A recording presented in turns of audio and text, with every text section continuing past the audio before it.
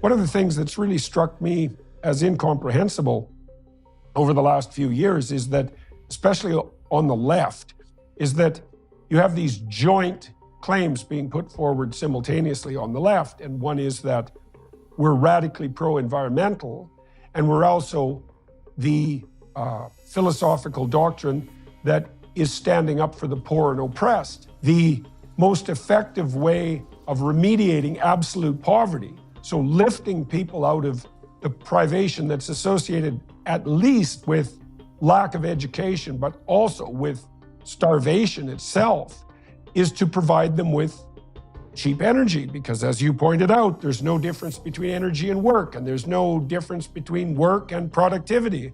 There's no difference between productivity and the eradication of poverty. And so we are pursuing these expensive energy policies, and hypothetically, we're supposed to benefit the planet, although we're not, but we are definitely dooming people who are already poor to a much more truncated horizon of opportunity and to absolute privation and starvation in many cases. Yes, I think it's really, there are at least two really interesting issues raised here. So this tension between the alleged concern for poverty and then the quote concern for the environment. And then this question of how this bizarre view evolved, because this was not the view of our environment and our impact 100 years ago.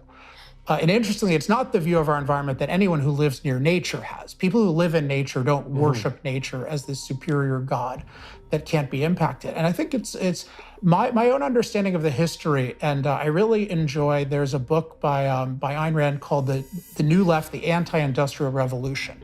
And it was written at the time that this was happening. And one of the analyses is basically there's a transition between the old left and the new left, where the old left claimed to be for industry, for productivity, for prosperity.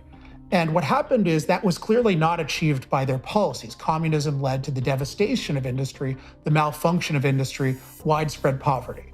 And Rand said, well, the left basically had a choice. Are you going to stay with your anti-capitalism, or are you going to embrace capitalism because you really care about industry and productivity? Right. And actually what they did was they kept their anti-capitalism, and they looked for new reasons to support anti-capitalism. And in the 60s, they decided on this issue of environment.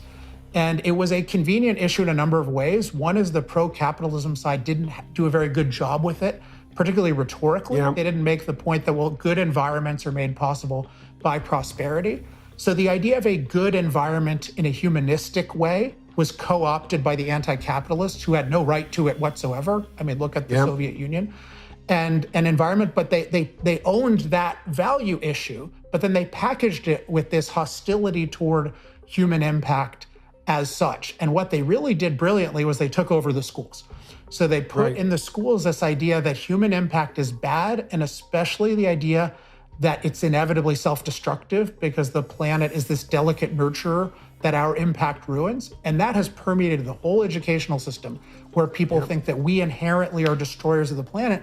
And it has permeated the scientific community.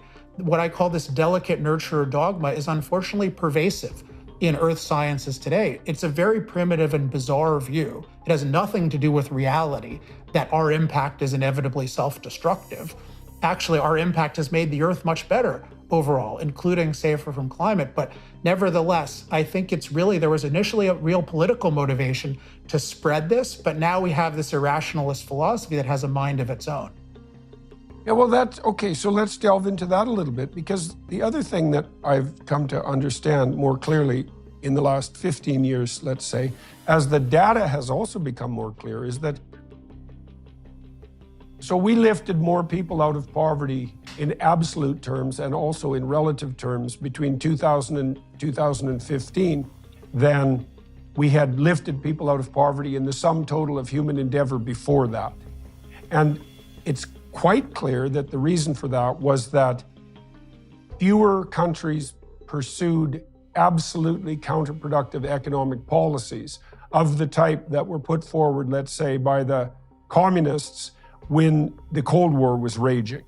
And so you saw all over the world, including in places like communist China, that there was a radical move towards something approximating free market and free trade between individuals. And in some countries that was implemented more effectively than others. But wherever it was implemented, at least quasi-effectively, people immediately stopped starving. And so, and I'm trying to make a case in relationship to the anti-capitalism. So let's say that you are a genuine classic leftist and you are actually concerned with the poor, especially remediation of absolute poverty. And you're looking at the data and you see that after the Soviet Union collapsed and there were fewer countries turning to communist dogma to formulate their economic policies and more countries started to participate in the broad free market, that we drove poverty down to its lowest level in absolute numbers or in relative numbers, certainly, than we'd ever seen before in history. And so then again, we're back to the same issue. If the spread of free market policies remediates absolute poverty, which it clearly does, and in a staggeringly rapid manner, then what in the world is driving the anti-capitalist ethos? You know, you said that there's this underlying metaphor of nature as something like fragile virgin, right? Continually, rendered susceptible to our raping and pillaging. So there's a weird metaphor lurking at the bottom of all that. But given the overwhelming data that something approximating free market frees people from absolute poverty, and then conjoining that with the observation that richer people actually care more about the environment, you're left again with this question of what in the world is motivating this. There's some deep hatred. It's like a deep hatred for humanity itself, but even at the expense of the planet. And so I still struggle with trying to comprehend that. There's a kind of existential guilt there for the crime of existence itself. It's something like that.